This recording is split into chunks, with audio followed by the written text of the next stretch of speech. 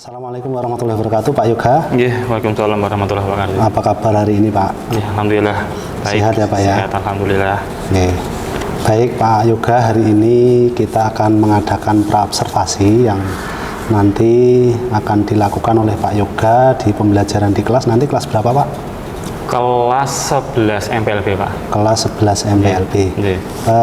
Untuk materinya apa, Pak? Materi nanti yang akan Nanti disampaikan. materinya adalah komunikasi, Pak. Komunikasi di tempat kerja. Oh, komunikasi Iya. di tempat kerja. Iya. Oke, Pak Yoga. Nanti di kelasnya kelas berapa itu? Kelas 11? Kelas 11. Kelas 11. Jumlah siswanya berapa, Pak? Jumlah siswanya 12, tapi mungkin nanti Pak, ada 2 siswa yang tidak masuk karena kegiatan di yayasan. Oh, gitu. Oke. Oke, oke. Baik, Pak Yoga. Apa sih, Pak, nanti tujuan pembelajaran yang ingin dicapai pada saat nanti pembelajaran di kelas itu, Pak? Ya, tujuan dari pembelajaran yang akan dicapai di kelas nanti adalah yang pasti supaya anak nanti memahami bagaimana komunikasi yang baik di tempat kerja. Karena komunikasi itu kan hal yang paling penting dalam sebuah organisasi. Bagaimana cara beretika, apa saja hambatannya, apa saja yang perlu diperhatikan dalam komunikasi. Oke, oke, oke. Di kantor ya, Pak ya? Iya. Itu nanti berarti praktek ya, Pak? Praktek komunikasi atau gimana? Oke, nanti strateginya Pak, pakai problem based learning. Nah, nanti sedikit ada penjelasan dari saya, dari guru mapelnya, dan nanti ada sedikit studi kasus tentang komunikasi supaya anak lebih punya gambaran bagaimana komunikasi itu seperti itu. Ya. Selain siswa agar bisa memahami komunikasi, selain itu apa, Pak? Untuk tujuannya itu? Tujuannya yang tadi, Pak. Selain memahami komunikasi tadi. Supaya anak bisa mempraktekkan, mengaplikasikan ilmu komunikasi nanti yang pertama nanti di dunia kerja dan di tempat PKL. Kan nanti anak-anak juga akan PKL di kelas 12-nya. Jadi nanti anak-anak itu sudah bisa menerapkan, mengaplikasikan komunikasi yang baik di tempat kerja seperti apa. Oh, gitu. Baik, Pak Yoga, selanjutnya. Area pengembangan yang hendak dicapai itu kira-kira apa? Area. Jadi Pak. Kira-kira yang hendak dicapai dari pembelajaran itu apa sih? Berarti pasti kan ada yang dicapai, ya kan? Tadi kan supaya siswa itu memahami komunikasi yang baik. Terus yang kedua supaya siswa itu bisa mempraktekkan komunikasi di tempat PKL. Terus, area yang dikembangkan apa? Contohnya mungkin tentang audiensnya itu bisa berbagai orang itu. Kalau di kelas kan hanya siswa saja audiensnya, area pengembangannya. Nah, kalau di tempat PKL berarti tempat kerja juga gitu. Jadi nanti pengembangannya nanti di dalam materi komunikasi itu nanti ada materi juga komunikasi menggunakan telepon, Pak. Oh, iya. Jadi nanti selain komunikasi langsung, nanti juga ada bagaimana cara kita berkomunikasi menggunakan telepon. Jadi nanti ketika anak-anak bekerja di kantor, ketika anak menerima telepon, nanti anak sudah tidak kagok, Pak. Sudah tidak kaku. Iya. Berarti selain secara langsung itu bisa pakai alat komunikasi yang lain gitu. Nah, barangkali ada selainnya lagi, Pak? Jadi nanti sedikit kita ajari tentang cara menjadi moderator, Pak. Oh, iya. Kan juga komunikasi itu, Pak. Salah satu cabang dari komunikasi, membawa acara seperti itu. Ke moderator ya, Pak ya. Iya. Oke, Pak Yoga, selanjutnya ini yang terakhir, Pak. Barangkali strategi yang disiapkan apa, Pak, untuk pembelajaran nanti? Nanti saya akan menggunakan problem based learning, Pak. Tapi yang simple. Jadi nanti saya akan memberikan sedikit studi kasus nanti supaya anak nanti bisa mendalami dan bisa apa istilahnya ya, benar-benar tahu komunikasi itu berarti seperti ini. Oh, kendalanya ada di seperti ini, medianya seperti ini. Semacam Pak. Oke. Mungkin ada sistem berdiferensiasinya nggak Pak? Maksudnya metode diferensiasi itu berpihak pada murid, maksudnya menyesuaikan kebutuhan murid, itu kira-kira ada nggak diferensiasinya? Nanti di usaha ada Pak. Gitu. Oke.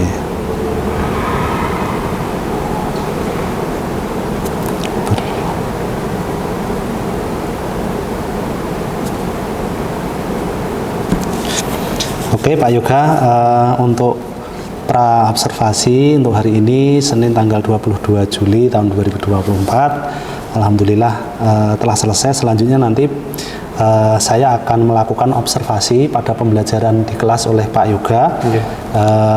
Dan terima kasih sekali kerjasamanya, dan semoga nanti kedepannya kita akan menjadi lebih baik lagi, dan setelah observasi nanti kita akan melaksanakan pasca observasi. Terima kasih Pak Yoga atas kerjasamanya. Assalamualaikum warahmatullahi wabarakatuh. Waalaikumsalam warahmatullahi wabarakatuh. Bisa dimulai Pak ya? Iya. Assalamualaikum warahmatullahi wabarakatuh.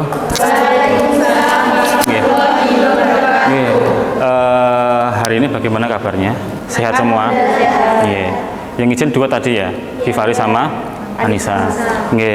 Masih fokus? Masih fokus ya? Masih. Oke. Cek dulu, cek konsentrasi. Clue-nya adalah bumi itu bulat. Bumi itu bulat ya. Bumi itu bulat. 10 itu 1, 8 itu 2. 6 itu berapa? 1. 100? 2. Oke. Kita gampang ya. Satu lagi. Clue-nya seminggu itu ada 7 hari. 7 tambah 7 berapa? 7. 7 tambah 2 berapa?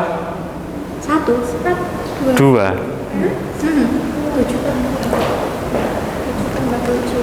4 tambah 3 berapa? 0. 0. Konsentrasi. Ayo konsentrasi. Clue-nya adalah 1 minggu itu 7 hari.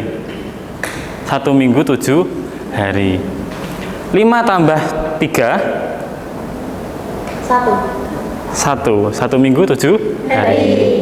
9 dikurangi 7? 2. Kalau 5 tambah 2? 0. Oke. Jadi gini, kita fokus dulu. Jadi hari ini materinya adalah komunikasi di tempat kerja. Nah, tujuan dari materi ini adalah nanti ketika Anda pertama adalah PKL, dan selanjutnya adalah di dunia kerja nanti ketika Anda sudah lulus, nanti Anda bisa memahami dan bisa mengaplikasikan bagaimana komunikasi di tempat kerja itu. Karena apa? Karena yang namanya komunikasi itu adalah pokok dari segala kegiatan termasuk di dalam dunia kerja. Apapun kegiatan kita pasti membutuhkan yang namanya komunikasi. Coba, ada tidak kegiatan yang tidak membutuhkan komunikasi? Nggak ada. Semua butuh komunikasi. Entah itu komunikasi secara langsung seperti ini, entah komunikasi yang tidak langsung, bisa menggunakan apa? Telepon. Anda WA-an atau telepon dengan orang lain di jauh, itu komunikasi bukan? Komunikasi. Oke. Nah, syarat terjadinya komunikasi itu ada berapa?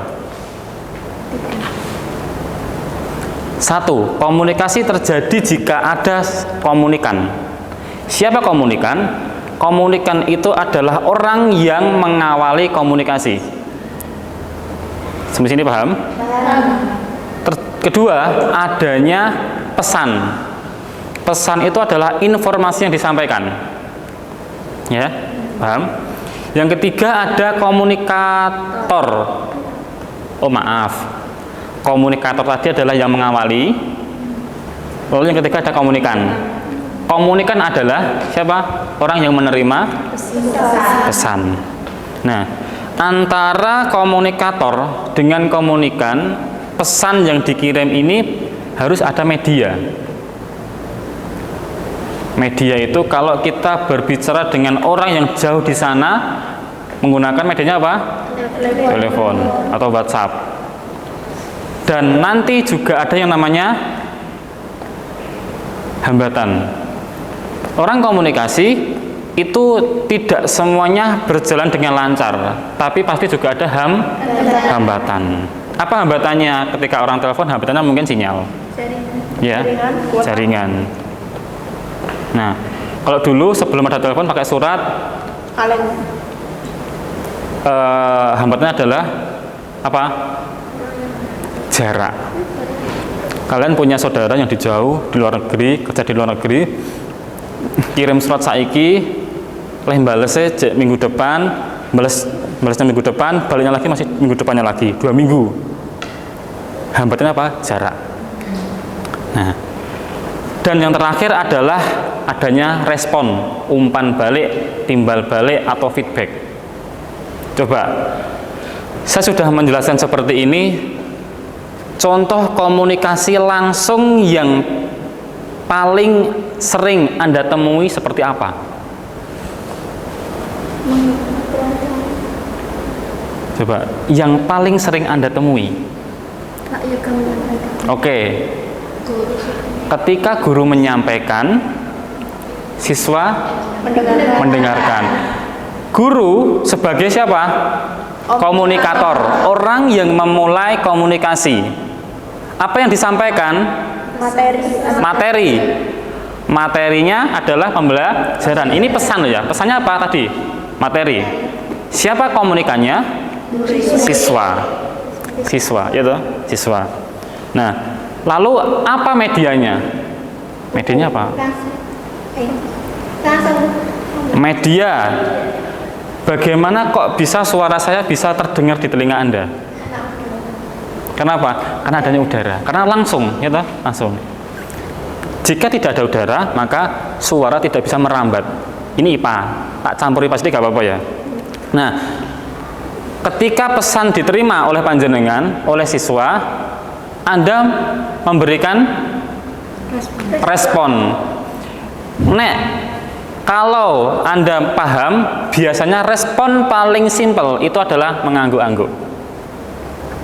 Atau mungkin bisa menambahkan, Pak saya mau nambahi sedikit. Nah, misalnya seperti itu.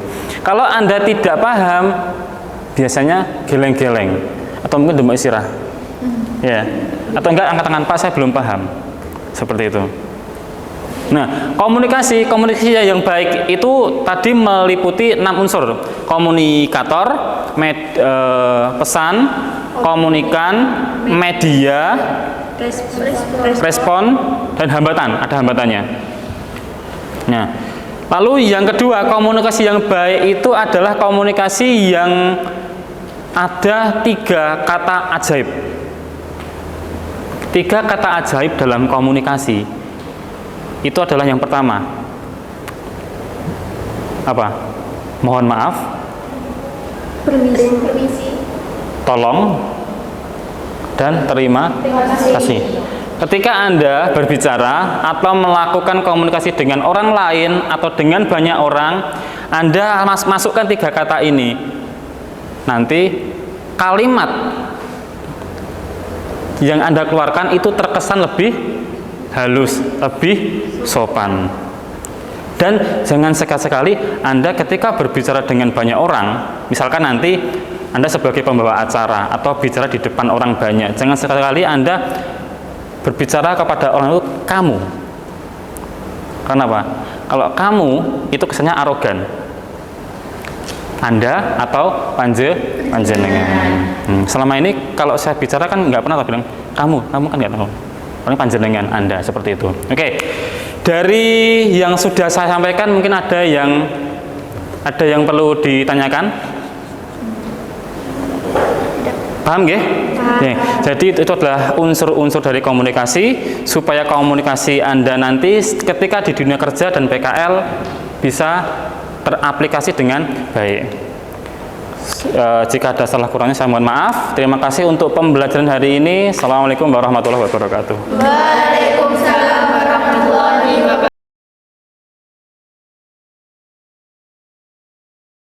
Pak Yoga, alhamdulillah hari ini Pak Yoga sudah melaksanakan pembelajaran di kelas 11 MPLB, yaitu dengan materi tentang komunikasi.